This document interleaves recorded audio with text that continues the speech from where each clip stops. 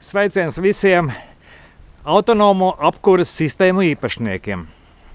Pagājušo gadu, ziemā es izteicu neapmierinātību ar granulu ražotājiem, kad mani piekāsā, ka cenas iet pa gaisu un lielākais vairums no jums, mani heiteri, un arī skatītāji rakstīja, Zvēja, vai tad tu nezini, kad par to jādomā ir vasara. Domājam vasaras vidū, skatāmies, cik granulas. Nemaz negribās pa viņām runāt, tāpēc esmu atbraucis tepat uz Skaiskalni pastīties, kas notiek ar malkas cenām. Vai mūs sagaidīs silta ziema, vai mēs sāksim krūmus graust. Sveiks, Arvīd! Sen neesam redzējušies un atbrauc pie tevis pie ciemos, lai noskaidrotu, kas notiek vasaras vidū ar malku. Čau, Edgar! Kā redzi, malka ir, bet nav baigi daudz. Cilvēki neguļ pēc augstās ziemas intensīvi pasūta. Redzot to, kas notiek ar granulām, es domāju, ka daudzi kā es izvēlās malku. Jautājums ir tāds, ja granulas iet kosmosā, tad līdz ar to, tā kā loģiski, arī malka. Kas ar viņu šobrīd notiek, kādas cenas, kāda pieejamība? Malka ir, malkas cenas svārstās pie katra ražotāja dažādas, tam noteikti ir savi izskaidrojumi, bet tirgus ir ļoti mainīgs, kā mēs redzam pa granulām, neviens nav gaidījis, ka vasaras vidū būs atkal tik liela ažiotāža un tik lielas cenas, kādas ir bijušas pagājušā gada rudenī jau. Bet tam visam ir izskaidrojums, tad ir tirgi, kas aizvarās ciet un atsakās no akmeņoglēm, Čehija un Polija, un pamazām pāriet tikai uz šādu granulām, briketēm un malkām, uz gāzi, elektrību. Un tas atsaucās, cik man ir zināms, tad ražotāji principā ir izpirkti un viņus visi, ko saražo, to nopirks. Tādēļ ir arī par to malku lielāka interese. Var just, ka cilvēki negaida rudeni, negaida augstumu un ir diezgan aktīvi. Tāpēc arī laukums pagaidām nav tik pilns, kā varbūt gribētos, bet no vienas puses tas ir labi, ka viņš nav pilns, un no otras puses ir mazliņš stresiņš, kad neesam vēl līdz galam sagatavojušies ziemas periodam. Tagad mēs stāvam pie bērza. Bērz skaitās kruti, dārgi. Pirmkārtām bērns skaitās labi. Tā ir laba malka ar labu koeficientu siltumu un daudziem arī estētiski viņi patīk pie kamīna nolikt un kādā smukā viesnamā salikt.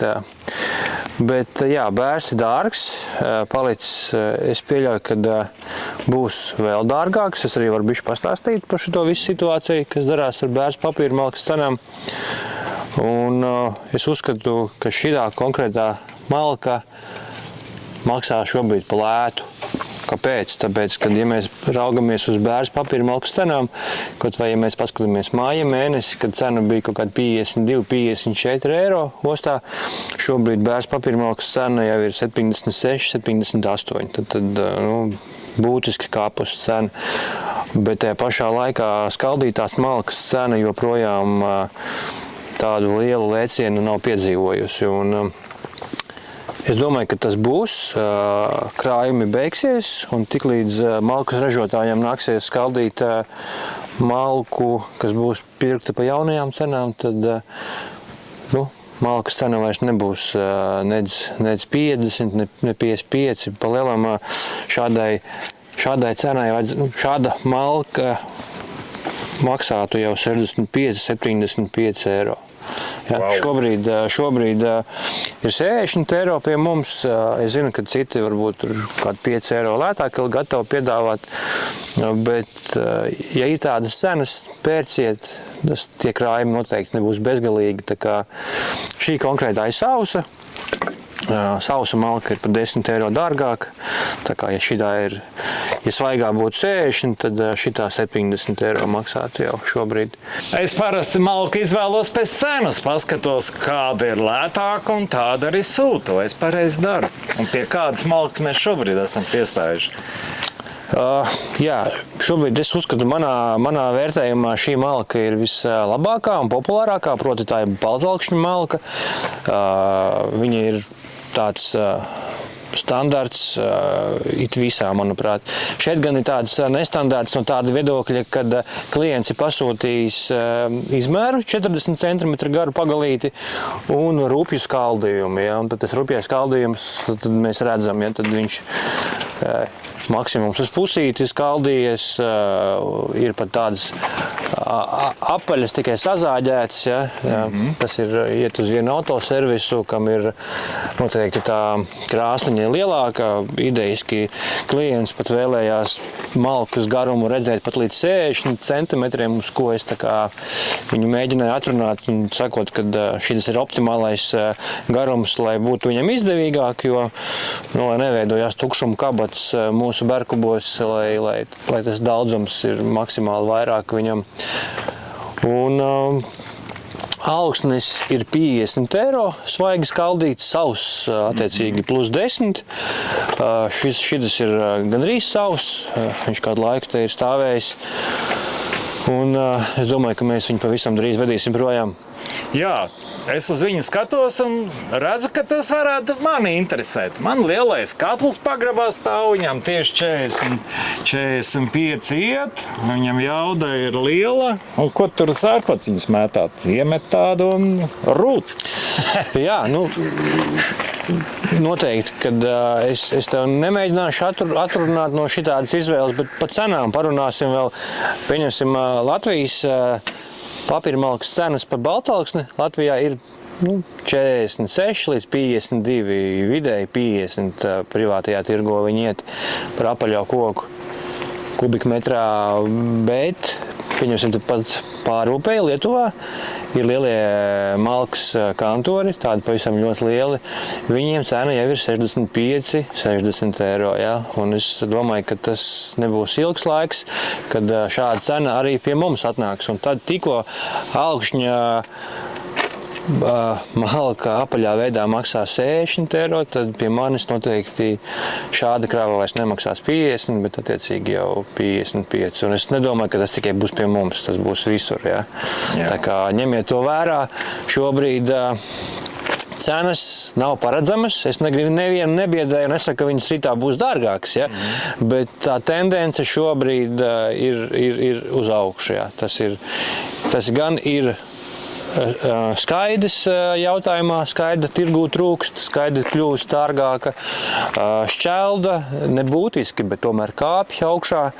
Un tas attiecās uz visiem šiem enerģētikas jautājumiem. Tomēr viņi ir kā tendence paaugstināties. Cik es saprotu, tev ir vēl lētāks variants. Nebiedēsim visus, iesim, uzzināsim, kas ir vēl lētāks.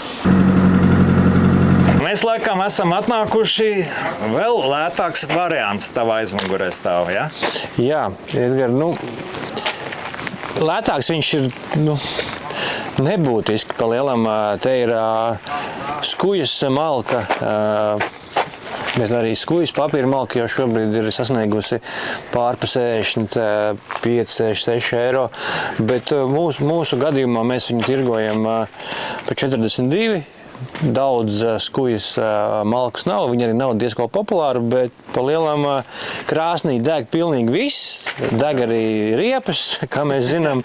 Tādēļ šī nav sliktākā versija, un par siltuma koeficientiem es nemācēšu teikt, bet nav viņi labākie, bet cilvēki kurina gadiem, un šī nav slikta izvēle. Tad nākošais ir tāds miksiņš, bieži vien mums atvedās tādas malkas kravas, kur ir dažāda sajaukuma sugas. Tur ir apse, tur ir vītuls, tur ir kāds kārklis, tur ir bērs, tur viss kaut kas var būt. Un tad, attiecīgi, tādas malkas kravas mums maksā 45 eiro pagaidām. Ja mēs raugamies uz to kopējo ietaupījumu, pērkot vai no alksni vai miksu, tie ir kaut kādi 25 eiro uz kravu. Tā kā tas nav tik būtiski vai pirkt alksni vai miksu. Ja cilvēks var tos savus 6-7 kubus nopirkt, tad tas nav tik liels sadārdzinājums, ka tagad ir jāizvēlās pats lētākais. Ja? Ir dēlīšu atgriezumi, tad tie gan ir būtiski lētāki. Ja? Un es negribu kādu biedēt, ka tas ir negods pirkt lētāku. Patiesībā, kā mēs zinām, tad arī tu esi izmantojis atgriezumus, un esi pat diezgan priecīgs bijis par viņiem, ka viņi viegli tiek iekuramam der, jo viņi smalki ir atrodami, viņus viegli ir sanest, viegli ir salikt un kurās, un tas pats vien koks ir tikai citā gabaritā. Jā, man arī tāda cerība no tevis dabūt šos te atgriezumus, jo es esmu piešāvies līdz jaunam gadam dzīvot ar virtuves plītiņu, un tur neko lielu nevajag. Es parādīšu, kā ieskatām, lai cilvēki zina, ko var nopirkt par lētāku naudu. Tad šeit man aiz muguras redzami tādi dēlīšu malki, kā mēs viņu saucam. Šie konkrēti sagarināti no viena darba galda 30 cm garumā dēlīši. Es esmu jau vairāk kārtīgi rādījis, ja, kurus mēs, ja ņem pilnu kravu, tad mēs viņus miksējam arī ar šādu veidu dēlīšiem, kas ir negabarīti, tepat blakus stāv. Ja. Tad lūk šitādi te. Bija šī tīsāki, jo viņi jau skan, viņi ir pilnīgi sausi. Viņus var samest krāsnī, viegli iekurināt, ja? Un tad mēs viņus miksējam ar tiem un tiem. Tad šiem te ir 30 eiro cena par šādu vienu režģi. Šīs pusītes liekās kopā divas, kuras mēs skaitam kā vienu, kad mēs beram iekšā. Kā redzam, te tādu spraugu ir maz, tur ir ļoti daudz to klucīšu, un tad, kad mēs viņu sakraujam, tad mašīna ir smaga.